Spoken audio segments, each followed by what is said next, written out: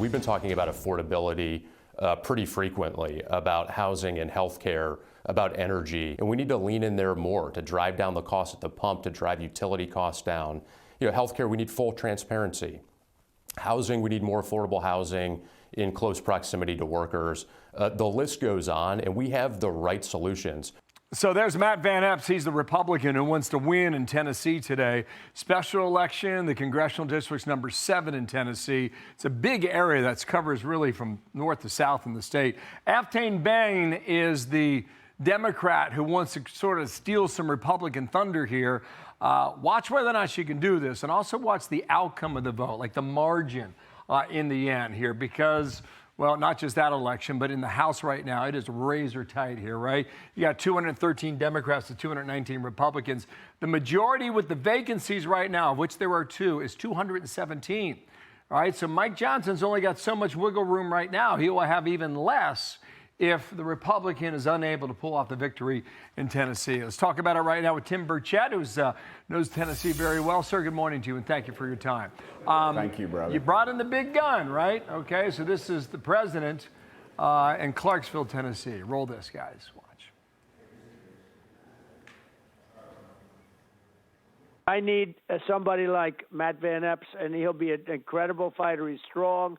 He's secure in himself. He's a great guy. He loves Tennessee, and he's going to be one of our best congressmen. So I just hope you can get out tomorrow and you can vote. Remember, the world is watching this one. This is a big thing. Okay, he says they say it's a sign of how we do. So he's looking at it, right? It runs from the Kentucky border all the way to the southern border of Tennessee.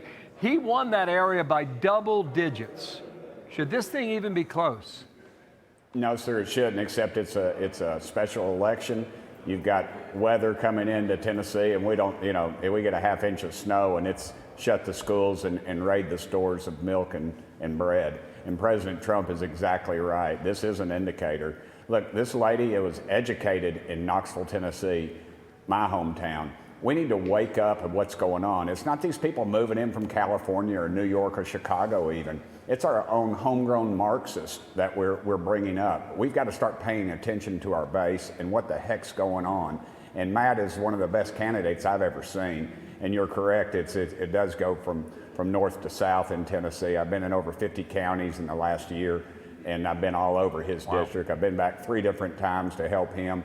Look, he is an exceptional candidate, but President Reagan said it best. He said, we're 1 generation from losing the republic. Brother, we're 1 vote series away from losing the republic. We lose 3 votes.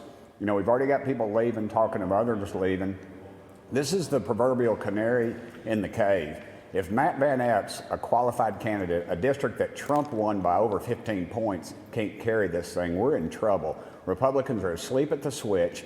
We pay attention to presidents because President Trump is a great president. We should be paying attention to him. But when it gets down to the other races, we forget about it. We forget Congress, we forget the U.S. Senate, we forget our school boards, our mayors, and then we scratch our heads and wonder, why are our taxes so high? Why are these crazy policies? It's because our own homegrown Marxists are sticking it to us, and we don't have the guts or the gumption to get out of bed and go vote. 45% of evangelical Christians, and I consider myself in that crowd, 30% of the gun owners are not even going to go to the polls. This is what happens when 12% of the population votes. This is what we get. Matt VanEpps should not even be a race. This lady is a Marxist, and she's not even a friendly Marxist like AOC. Yeah, let me squeeze in a couple of things here. You said a lot. No, it's okay. You should run his campaign. I'm going to play 2 sound bites, all right? 1 from AOC and then 1 from Aftyn Behn. Roll number 2 first. Watch here. After the horrific Medicaid cuts that Republicans have passed in the last year, there are going to be thousands of Tennesseans who are going to be cut off from their health care next year, starting in January. We cannot take that sitting down. And the way that we fight back, the way that we fight for each other, and the way that we fight for a better and brighter future is by voting for Aftyn. So I mentioned the amount of money that's gone into this, a lot on the left, a considerable amount on the right as well. Here is Aftyn Behn when she was asked just this week whether or not she still supports these previous comments about the defund the police. Watch here. Those past comments were at a time when I was a private citizen. What do you think now? Would more money for cops community be good or bad? I think it depends on what the community wants. And so I've worked with communities, at least my constituents, want to ensure that there is investment in their community for community safety, community protection, mental health services. So that was not a yes. Go ahead, Sarah. I queued it up for you to see what the people in Tennessee are going to vote for. Go.